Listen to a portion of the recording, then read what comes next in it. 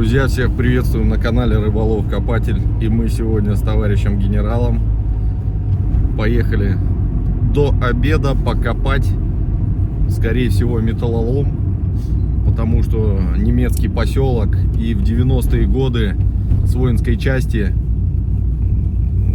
с советской, получается, там, я не знаю, что там, какое-то переформирование было, и они весь мусор, короче, все ненужное свозили на поселок, на этот немецкий. Теперь там такие барханы огромные. Ну, шлака очень много, горелого всего. Ну и железо тоже попадается. Поэтому поедем сейчас, ковырнем железо. Может, что и попадется по хабару. Посмотрим, как оно будет. И скоро у нас еще планируется интересный выезд на днях. Я надеюсь, что погода будет благоволить, и вообще ситуация, и все у нас получится задуманное. Там должно интересное видео получиться. Так что, кто еще не подписался, обязательно подписывайтесь, не переключайтесь, ставьте палец вверх и пишите комменты. А мы поехали на заработки с генералом. Вы, наверное, еще не в курсе, друзья, то, что джета была покрашена. Посмотрите на эту красоту. Блестит просто. Просто красавица.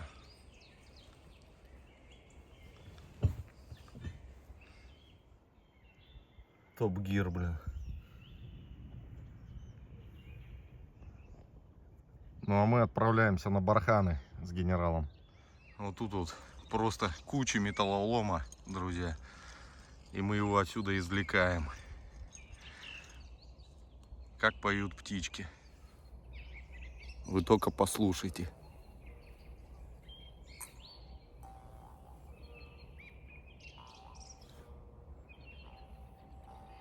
А что это за звуки? Товарищ генерал договаривается с местом, чтобы сегодня было побольше цветника.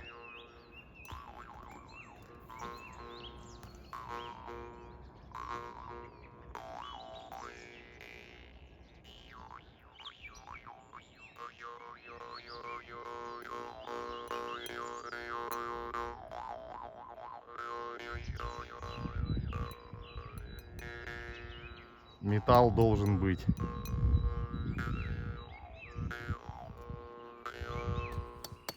Какие-то пузырьки попадались.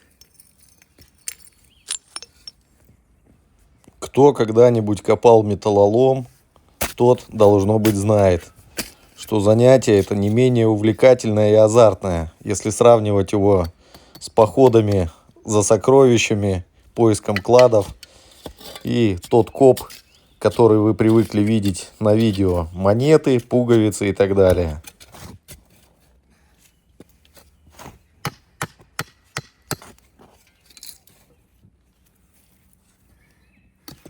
Осколки вот такие вот и прочее, друзья.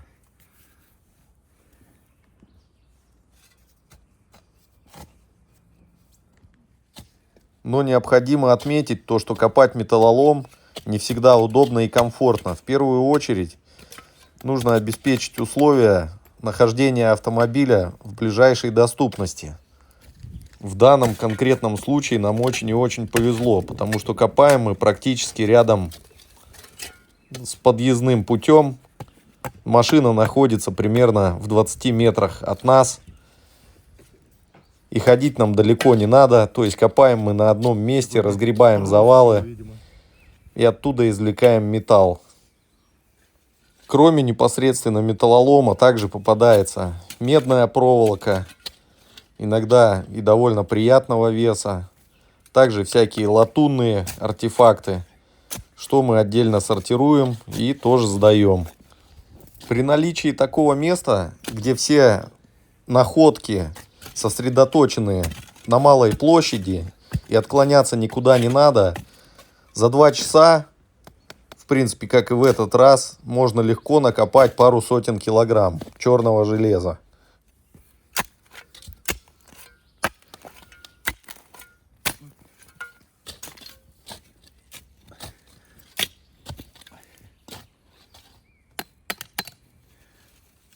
всякие петли от ящиков. Короче, замки, шпингалеты. И вот такая мелочевка, ее очень много. Гильзы какие-то, гильзы не берем. Железные.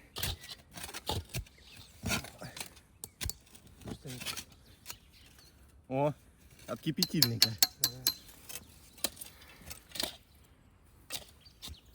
Медь, друзья, это тен. Латунь или медь, не знаю.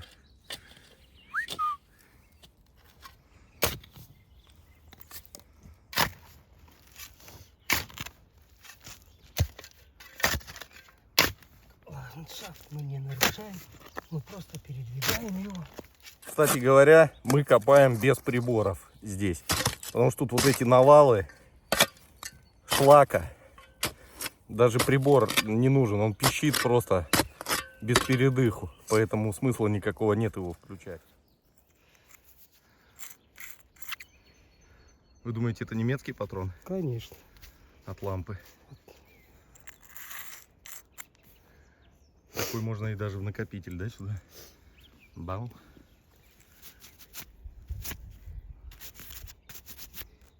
Нет, ничего нет.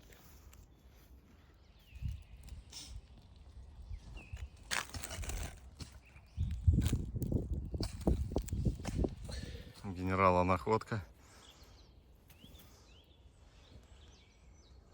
Звезда.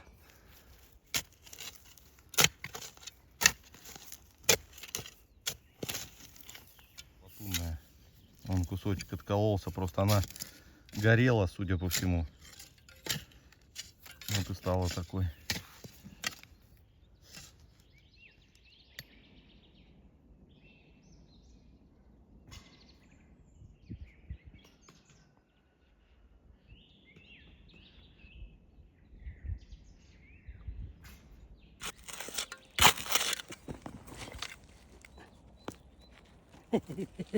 Там что-то еще вон лежит, какая-то черная.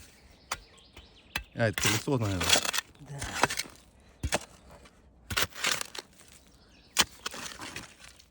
Мешки готовы. Генерал медь поднял еще вдобавок.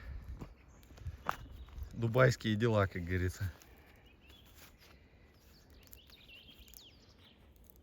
Нет, что-нибудь да попадется медное. Потихоньку складываем.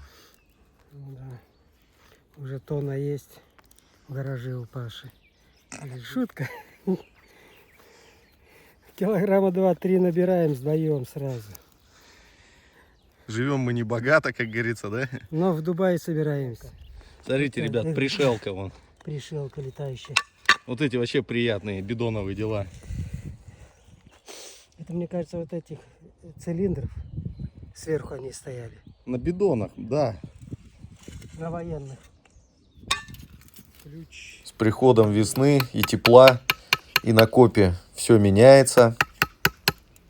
Во-первых, уже почки на кустах повылезли, клещи поползли.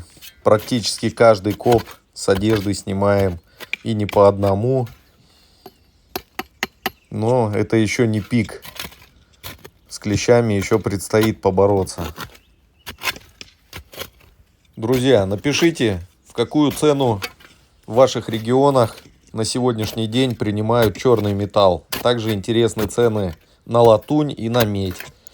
У нас черный металл принимают по 20 рублей 50 копеек за килограмм. Латунь 330 рублей за килограмм. И медь 640 рублей за килограмм. За последний месяц ситуация с ценами никак не поменялась. Хочется верить, что цена на черный металл падать не будет. Потому что 20 рублей 50 копеек это вполне приемлемо для того, чтобы провести свободное время на природе и маленько размяться. Ну, еще и подзаработать какую-то копейку с пользой для дела, скажем так. Вспоминается случай, когда один раз в жаркий летний день с Цезарем поехали на коп, накопали больше 100 килограмм, очень сильно устали, и когда приехали на приемку и увидели цену 3 рубля 50 копеек за килограмм, сказать, что мы расстроились, это ничего не сказать. Особенно расстроился Цезарь. Тогда он говорил, что кинется в борщевик, но так и не сделал этого. Ну все, по таким мешкам килограмм по 40 получается. И вперед. Павел схватил и погнал. 2,5 часа, ребят, у нас ушло. Вот мы набомбили 3, 4, 5 мешков.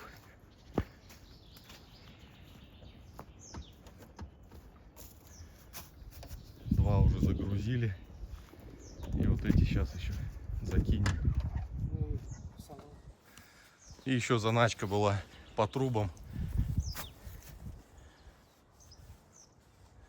Тут тоже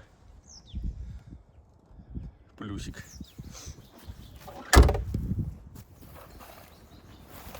Опа.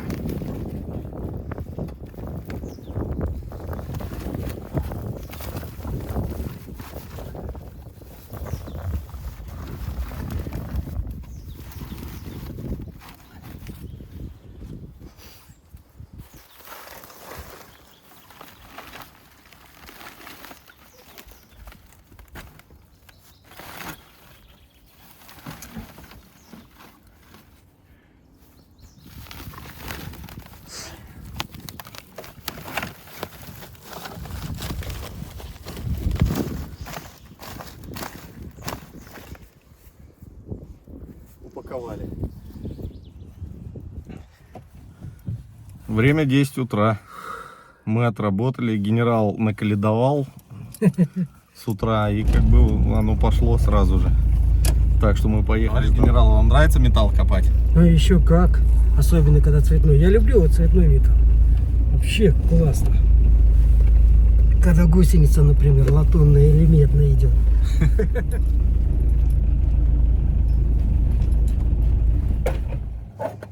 По итогу у нас получилось около 260 килограмм черного железа.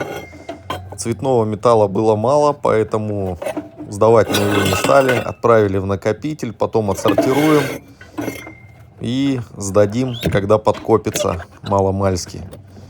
При этом времени затрачено совсем немного. В общей сложности на дорогу, сдачу и коп у нас ушло чуть больше 3 часов. Да. Так. Да. Перчатки.